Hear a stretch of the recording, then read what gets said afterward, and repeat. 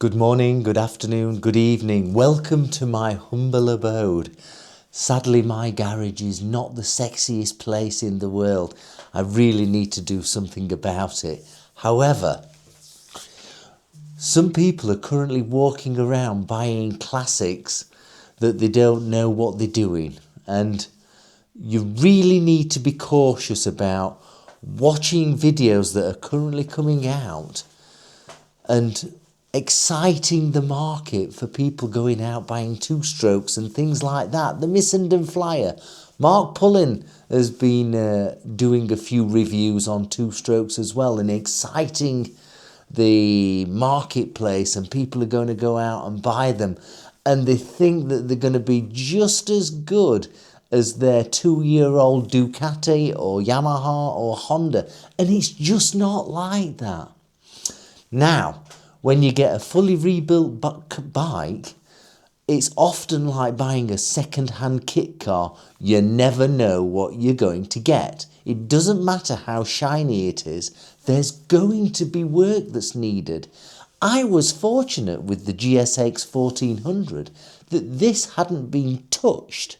It's not been restored, it's not had anything done to it other than me changing the oil, changing all the fluids, making sure it's all okay, yeah, and it rides reliably as it was when it was made in 2001. But you've also got to understand that when you get a two-stroke, it's a completely different animal, and you really need to understand how to use a screwdriver. Do you agree? Or do you not agree? I feel so sorry for the TheMissendenFlyer. He must have spent somewhere between £5,000 and £8,000 on that KH250. The KH250 triple. The bike where the middle piston seizes. Now, remember the days at the end of the 70s and the 80s or whatever with the KH250? And the triples from Suzuki, they had similar problems. You know, we used to ride around and thrash the knackers off them, didn't we? We used to ride around and give them a really good thrashing. And that's why the middle piston seized. I am assuming that when we ride a classic today that's a triple, we take it a bit easier. And so the likelihood of the middle piston seizing is lower. So we'll take that into account. You're not going to be thrashing it around having put a set of all speeds on it, you know, a set of expansion chambers. But so you're going to ride it with a little bit of respect. Excuse me, I've got some bubbles coming up. But you know, I've had to do plenty of work on this GSX 1400, and I didn't bother recording it really because it's all over the internet. But I suspect, Graham Pullen is a great guy, but he's been doing a few reviews over two-strokes, and two-strokes are such different animals. Yeah, they're absolutely superb. Go and have a look at my history when I owned the RD350 LC, the YPVS version. You know, I ended up having to no, that was absolutely fine. It was the previous RD350 that I had before I started the channel. That had problems with the reed valves. So I ended up stripping it all apart, taking the reed valves out and putting brand new reed valves in and then putting it back together, making sure the carbs were balanced and working correctly, and it ran like a dream. Absolutely ran like a dream then. And then it was sold. But the last RD350 that I had, which is further, just searching in the history, that was a brilliant bike. It was absolutely superb. I didn't keep it long. I bought it for the channel, really, and didn't lose any money, which is great, which is unusual for me. I always lose bloody money. But, you know, I fear that I'm hoping the TheMissendenFlyer doesn't get... has he walked in with rose-tinted glasses, looking at this super shiny machine that's been stood for a number of years after being rebuilt 4 or 5 years ago, was it? I don't know. And I would hate that he was disheartened by the problems that he may well have over the coming period of time. And beyond that, because you're constantly having to fettle with a two-stroke, unless it's, unless it's,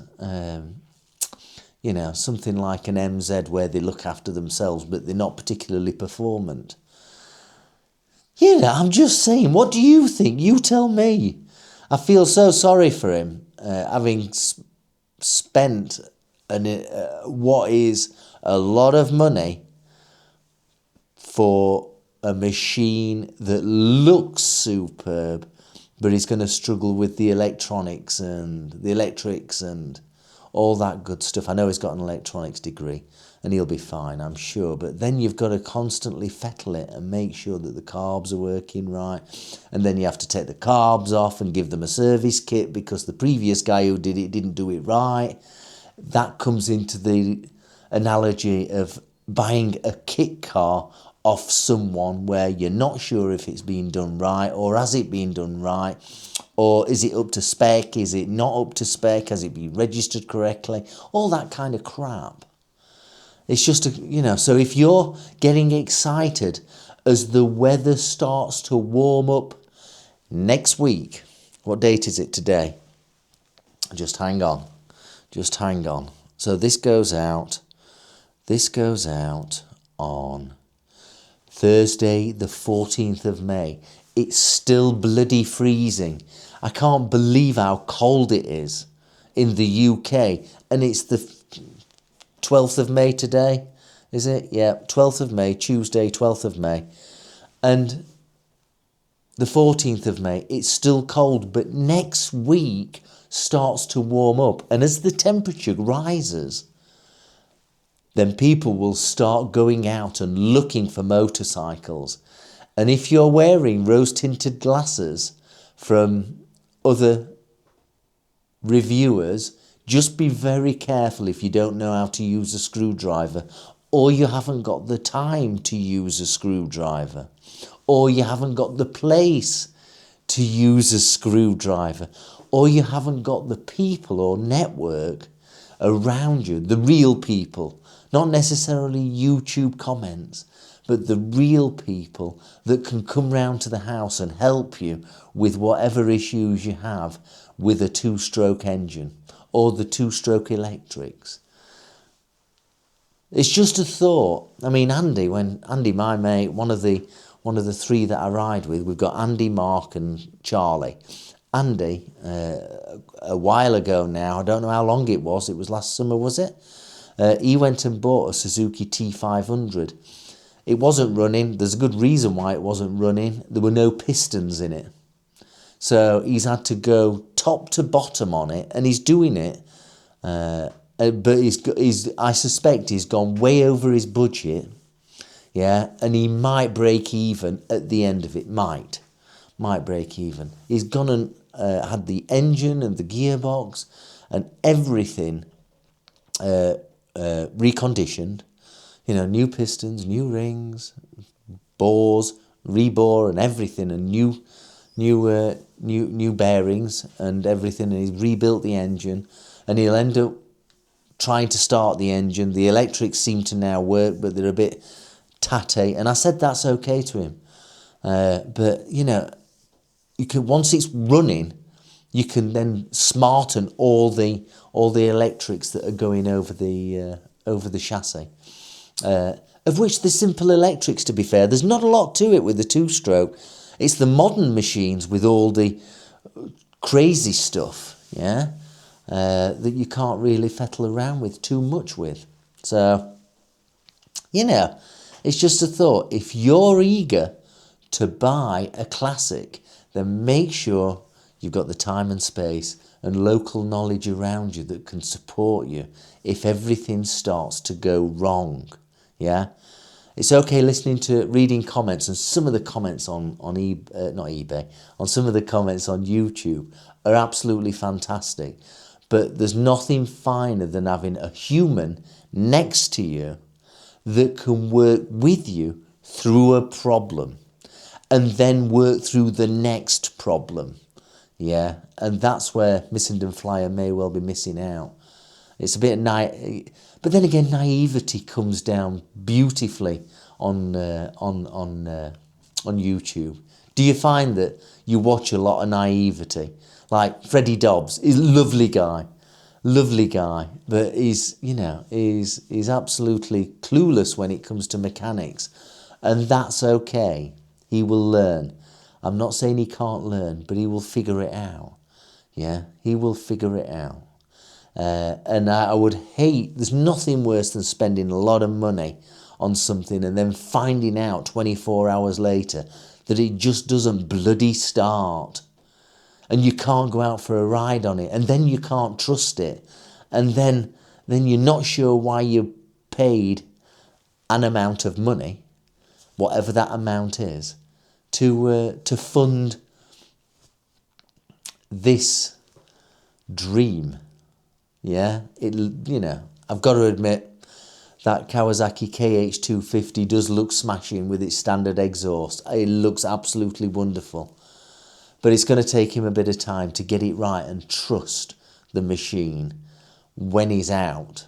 The first thing is the oil pump working?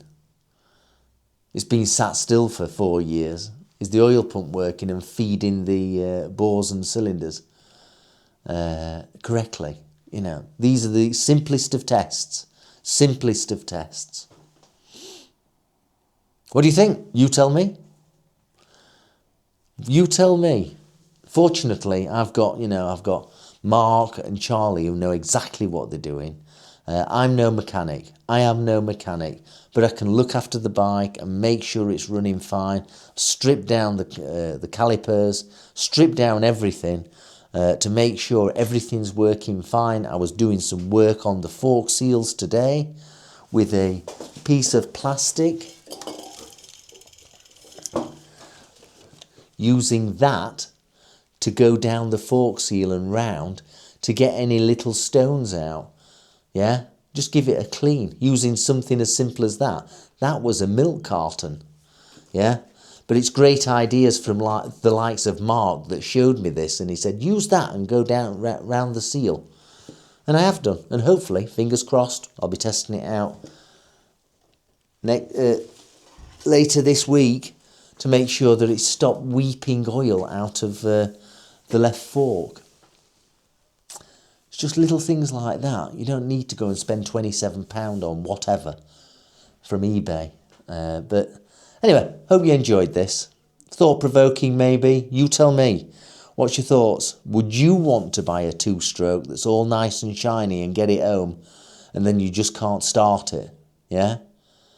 It's nothing worse. There's nothing so disheartening about spending what is a lot of money on something and it just fails at the first hurdle. Oh my goodness, I feel so sorry for the Flyer. I'll see you soon. Don't forget to subscribe. Don't forget to like. Share it to anybody that's aspiring to buying a two-stroke. See you soon. Bye-bye.